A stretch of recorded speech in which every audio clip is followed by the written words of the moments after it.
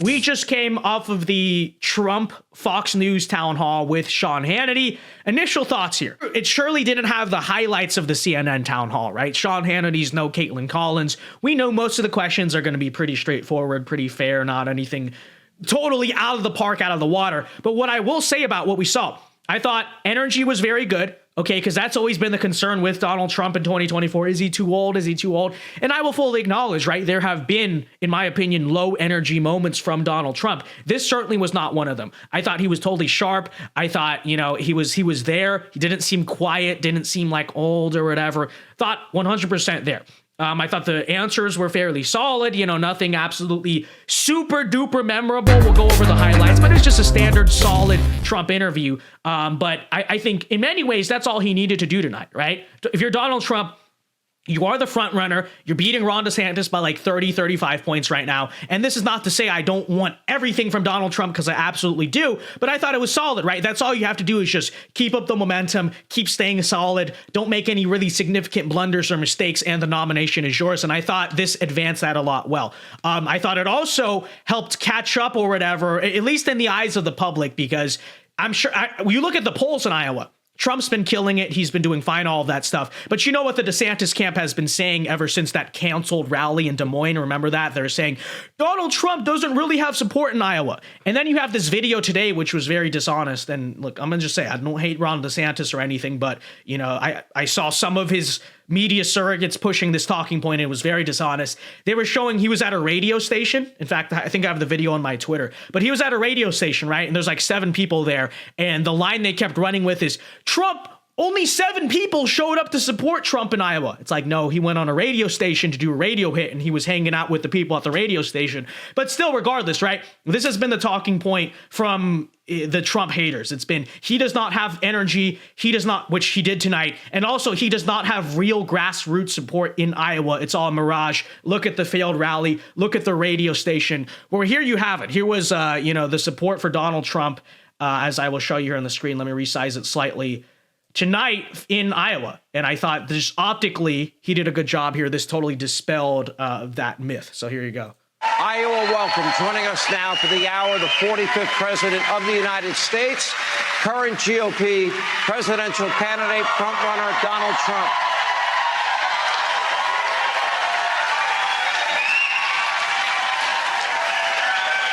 So, you know, just obviously very cool entrance, very beloved, right?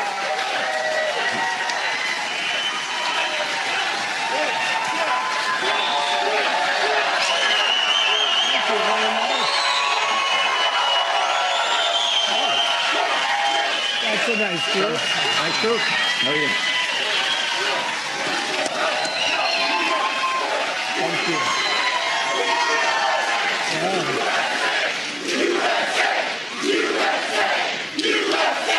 Yeah. Thank you very much. Thank you.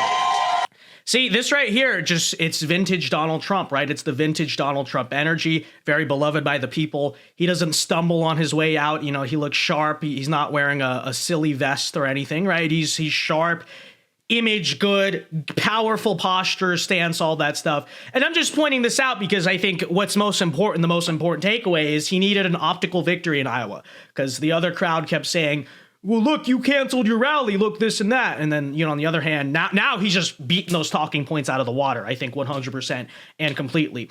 What I will point out, too, is that, you know, again, I'm not hating particularly on DeSantis, but we're talking about the primary. I'm going to share my opinions, right? I think Donald Trump, especially in this interview setting, is still incredibly entertaining, right? Never once was I bored. Never once was I tuning him out, which we really can't say of the DeSantis Twitter space town hall or whatever that is. But I think what we see is charisma-wise, entertainment-wise, energy-wise, despite his old age, despite not being, you know, the guy perhaps he was in 2016, I think he's still miles ahead energy-wise of Ron DeSantis. And I think when you saw that tonight, that's still pretty indisputable. Still more charismatic, still more energetic, you know, all of those different words. And I will say, right, DeSantis definitely has a lot of catching up to do in this regard. Yes, he's done some successful events or whatever it is, but you can tell there's something about the enthusiasm of Trump. There's something about the energy of Trump that is still there, right? That is still there. That is just missing from Ron DeSantis. And so, in my opinion, if you are Ron, you're trying to figure out right now how to catch up to that. And I know some people were making fun of him for wearing that vest and those boots. They say he looked kind of silly in Iowa. I would tend to agree. That's up to your interpretation. But I thought, this image right here, this video, very powerful stuff. And then when we get into just, the answers, the stuff he said tonight, there's another angle of his walkout, which powerful, cool, right? He's cool. That's the thing. Donald Trump is still cool. That's the thing about Donald Trump, But anyways, I'm just going to play, just for recap purposes, I'll play a few answers to his questions. Here's some of the stuff I have on my timeline. Current GOP presidential candidate frontrunner Donald Trump. Oh, wait, sorry, that was the one I already played. Here you go. That's what started the inflation. I mean, the energy. We stopped drilling, and all of a sudden, gasoline's going up to $5-6 a gallon in a car, and just horrible things were happening. And it happened, but we were going to pay off debt. We were going to reduce taxes further. We gave you the biggest tax cut in the history of our country, bigger than the Ronald Reagan tax cut. And the biggest, and I think more importantly, Sean, we gave you the biggest regulation cuts. That's why we had more jobs than we ever had before. We've never had anything close. And we did all of that. And then to end that, but we were going to pay off debt. We were going to get the debt because the money is so big. It's so massive. You look at Saudi Arabia. So you guys get the idea. There's not a lot significant to show. I just thought it was overall solid, right? There's no big highlight takeaway moment. Besides him taking some funny shots at Ron DeSantis. Wouldn't even say Ron DeSantis' name, just called him the guy in second place, which I thought was interesting. But here you go. Now they asked him about these classified documents thing. We know total witch hunt. Maybe with. But do you know anything here's the answer to that. All I know is this. Everything I did was right. We have the Presidential Records Act, which I abided by 100%. Biden has 1,850 boxes with a lot of classified stuff that he's not supposed to have in his case. I have the right to declassify as president. Special counsel that. So, there's that answer. Like I said, nothing super groundbreaking. I just thought overall very solid performance from Donald Trump. And like I said, that's all you need. Now, I would say if you're Ron DeSantis, see, I know some people got mad at me last week during his announcement when I was just pointing out there's just not a lot there, right? Whatever it is. But you say, oh, well, Donald Trump, if he just held the line tonight and did a solid job of that, then what's the difference? The difference is if you're Donald Trump, you're 30 points ahead, right? And just all you need is a solid showing. That's all he needs. And then I think he did that. And I think, like I said, if the primary continues at this rate, then, he'll be just fine. I think that gap is widening. DeSantis does have time, but I think unless he truly comes from left field with something, coming soon, I don't think it's going to happen, and you see him in some moments in Iowa. And again, I don't hate the governor, but you see him in some moments in Iowa and you're like, well, maybe if the field were open, obviously if the field were open, DeSantis would be the number one guy.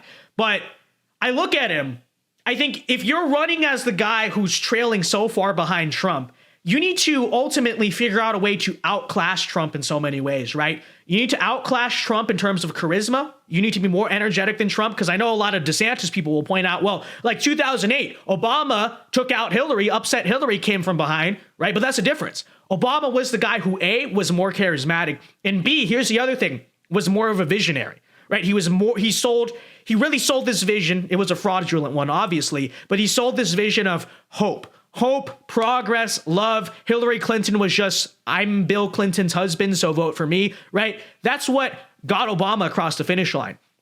I look at the DeSantis campaign, and again, I don't hate Ron DeSantis. I think he's a very solid governor, but I don't see anything from him that really, A, is beating Donald Trump on the optical department, right? Really, he sees, and I know people call him No Riz Rob, which is a funny name, but it is true, right?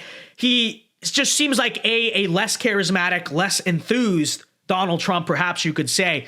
But then on top of that, and this is something Patrick Bet-David brought up on his podcast when he was talking about it, which I thought was a good point, is that, he can be hypothetically the most effective, competent governing man that there is out there.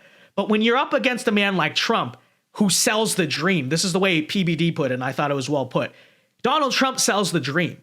right? He even people say, oh, he's not the most articulate, but you understand that's not what it's about.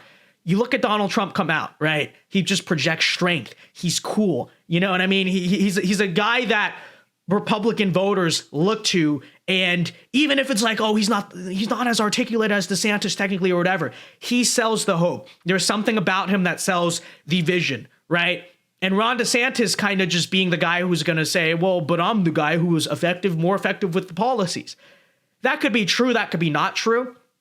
But that's not how elections work, right? Elections are not won by the smartest guy, or if it were who's the smartest guy, right? Ben Carson would be our president right now, but that's not the case, right? There's something about the optics, the image that I just feel like DeSantis, I mean, maybe he can miraculously figure out a way to come up with it, but I feel like there's something right now that is just lacking there. Unless he figures out very fast how to outclass, you can't just equal. If you equal, Trump is still the guy in the lead, right? To somehow outclass Trump on the charisma front, on the image front, on that inspiring revolutionary front, which I've laid out before how DeSantis hypothetically could do it, but from what I've seen, I don't think he is. Then all you're going to do is forgettably just continue to run 30 points behind Trump, get like 25% in Iowa, and that's about the end of the story. So there's my thoughts on it.